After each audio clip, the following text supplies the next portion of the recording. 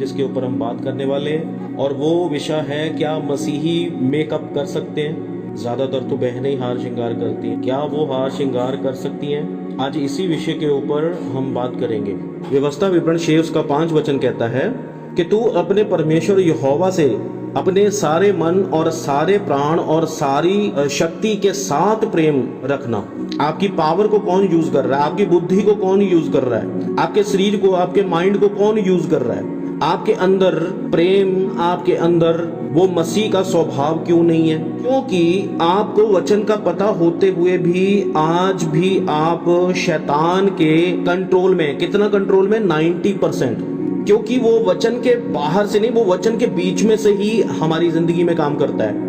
और वचन कहता है कि जो कमजोर है वो जल्दी भरमाए जाते हैं। जिनको वचन की नॉलेज नहीं होती है ना, जिनको वचन के बारे में पता नहीं होता, वो बहुत जल्दी भरमा लिए जाते हैं। शैतान को आप मूर्ख नहीं समझ सकते, शैतान इतना बुद्धिमान है। आपके पास इतनी बुद्धि नहीं है कि जितना वो बुद्धिमान, वो आपकी बुद्धि में, आपकी चतुराई में ही आपको फंसा देता है। और हम उसका सामना कैसे कर सकते हैं? परमेश्वर के वचन के द्वारा। हम किसी भाले से, हम तलवार से, हम किसी भी हथियार से उसको मार नहीं सकते। हमने कैसे उसका सामना करना है? वचन के द्वारा। हमने शैतान का सामना वचन के द्वारा करना है।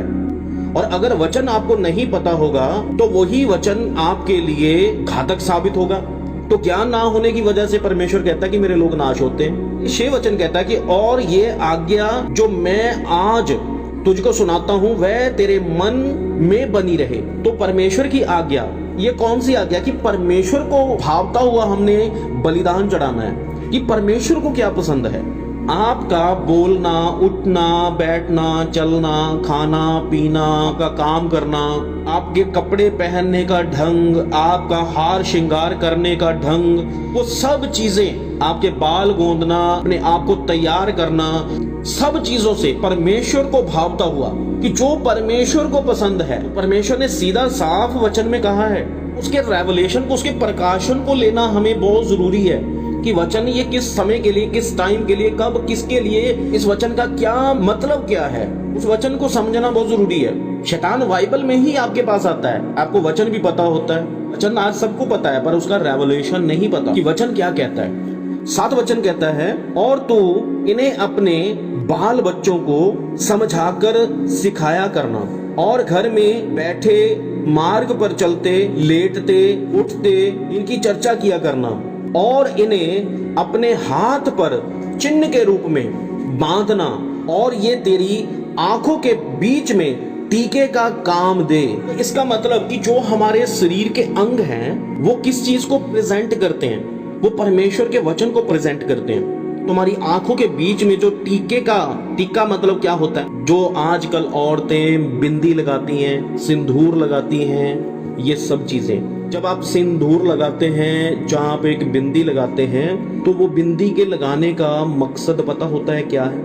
आज औरतें मेकअप करती हैं, सजती हैं, संवरती हैं। जिनकी शादी हुई है वो तो चलो ठीक है, वो सजती हैं, संवरती हैं, वो अपने पति को दिखाने के लिए वो बनती हैं। पर जिनकी शादी नहीं हुई, आज वो किसके लिए सजती संवरती हैं? कभी ये चीजें सोची? और उन्हें अपने हाथ पर चिन्ह के रूप में बांधना। आज आपने अपने हाथों में क्या बांधा हुआ है? आपके हाथ किस चीज में बंधे हुए हैं? परमेश्वर का वचन नहीं है हमारे हाथों में। आज हमारे हाथों में आपको नेल पेंट दिखेगी, आपके हाथों में आपको जो मेहंदी लगाते हैं डिजाइन, वो चीजें दिखेंगी, आपके हाथों में कंगन मिलेंगे, सोने की चूड़ियां मिलेंगी। तो ये किस चीज को दर्शाती हैं? परमेश्वर ने आपको हाथ दिए कि आप अपने हाथों से, अपने कामों से, अपने कर्मों से परमेश्वर के वचन को प्रेजेंट करो, परमेश्वर को प्रेजेंट करो। तो आज आप किस चीज को प्रेजेंट कर रहे हैं? आपकी आंखें जो हैं परमेश्वर के प्रेम को, परमेश्वर के नजरिए को प्रदर्शित करे। आज किसके लिए सजते हैं, किसके लिए संवरते हैं? सबसे पहली बात तो ये सोचने की है। सबसे ज्यादा जो मसीही हैं वो मेक अप करते हैं। मेक मतलब कि अपने आप को तैयार करना, अप का मतलब कि भड़कीला बनाना। 9 वचन कहता है, और इन्हें अपने अपने घर के चौखट की बाजुओं और अपने फाटकों पर लिखना। तो फाटक क्या है? नए नियम में परमेश्वर ने कौन सा फाटक कहा? फाटक जुबान को बोला है कि तेरे मुंह में से जब तू बोले तो तेरे मुंह से वचन निकले। चौगाठे, ये दाएं बाएं, ये पूरी बॉडी तेरे वचन के बताती है। आत्मा के हथियार पहनने की बात हुई है। तो आज हम में कौन से हथियार दिख रहे हैं? आज मसीहों में आज उनका कपड़े पहनने का ढंग, रहन सहन, बाल गूंदना, ये सब चीजें ये क्या किस चीज को दर्शाती है, मैं आगे रखता हूँ वचन में। पहला पतरस 3:3 वचन, यहाँ पर पतरस क्या बात कर रहा है, और तुम्हारा श्रृंगार दिखावटी ना हो, अर्थात बाल गूंदने और सोने के गहने पहनना या भांति भांति के कपड़े पहनना। आज का वचन सुनने के बाद आज बहुतों का मेकअप उतरेगा, आपका असली रूप, आज आपका असली चेहरा सामने निकल कर आएगा। तो ये तो होना चाहिए। ये किस चीज को दर्शाता है? संसारिक को दर्शाता है कि आप पूरी तरह संसारिक हैं। जिस दिन आपने प्रभु यीशु मसीह को ग्रहण किया तो परमेश्वर ने कहा कि तुम इस संसार के नहीं हो, संसार तुमसे बैर करेगा, तो तुम संसार के नहीं हो। आज हम आधे परमेश्वर के और आधे संसार के, हम स्वर्ग कैसे पहुंचेंगे?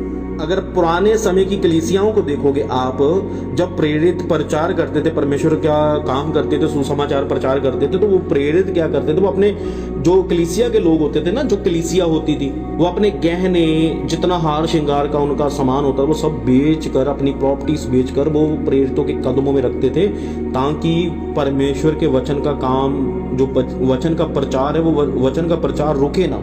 हर एक बीमार, हर एक कमजोर, हर एक मरने वाले व्यक्ति के पास यीशु मसीह का वचन, यीशु मसीह पहुंचे।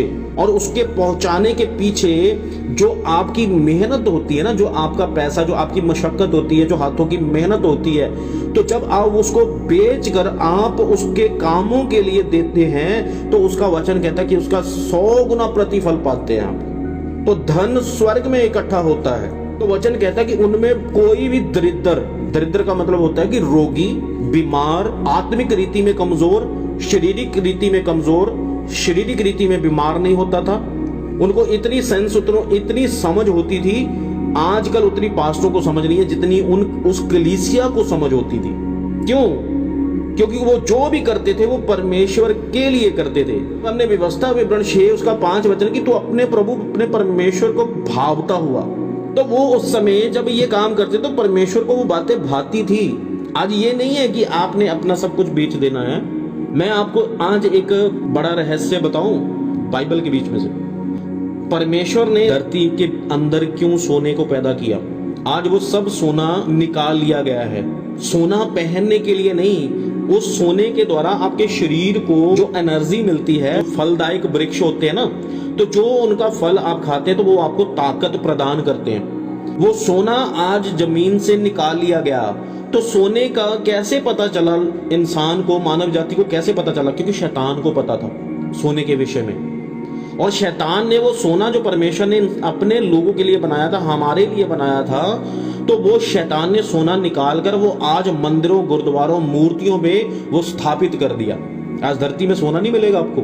आज वो सब सोना निकाल लिया गया है। धरती के अंदर सोना नहीं मिलेगा आपको। समझ आई? जब कोई वैद्य के पास जाता है, किसी को प्रॉब्लम होती है, बीमारी होती है ना, तो वो कहता है ना कि तेरे को सोने की भस्म डालकर दवाई बनाकर देनी पड़ेगी। तो सोना भस्म क्यों? क्योंकि वो ताकत देता है इंसान के बॉडी को, शरीर को, वो बल प्रदान करता है। तो शैतान ने वही सोना जो परमेश्वर ने धरती में, जिसके द्वारा वो पेड़ और पौधों के अंदर से होकर वो इंसान के अंदर जाता है, जो उसको ऊर्जा प्रदान करता है, तो शैतान को वो सब जुक्तियां पता थी।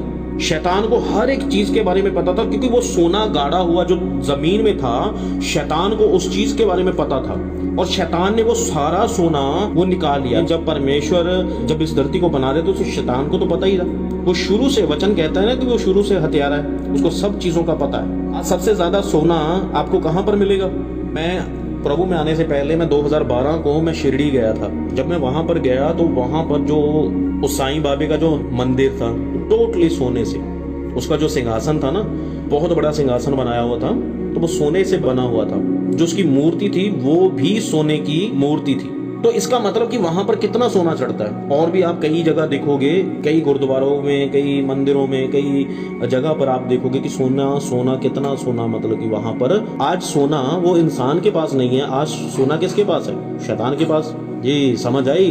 ये बातें समझने लायक है। पहला पतरस 3 उसका 3 वचन कहता है कि और तुम्हारा श्रृंगार दिखावटी ना हो, अर्थात बाल गोंदना और सोने के गहने पहनना जहाँ भांति भांति के कपड़े पहनना वर्ण तुम्हारा छिपा हुआ और गुप्त मनुष्य तक नम्रता और मन की दीनता की अविनाशी सजावट से सुसज्जित रहे।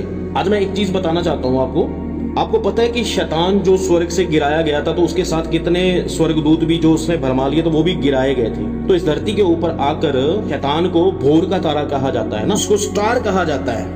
आज ये सब चीजें जो मेकअप, ओवर मेकअप, आज जो कपड़े पहनने का ढंग, आज जो आपका बोलना चलना, आपका लाइफस्टाइल, आपके सर के बालों से लेकर आपके पैरों के नाखून तक आज कैसे बदलाव आया है। पता है आपको कैसे बदलाव आया?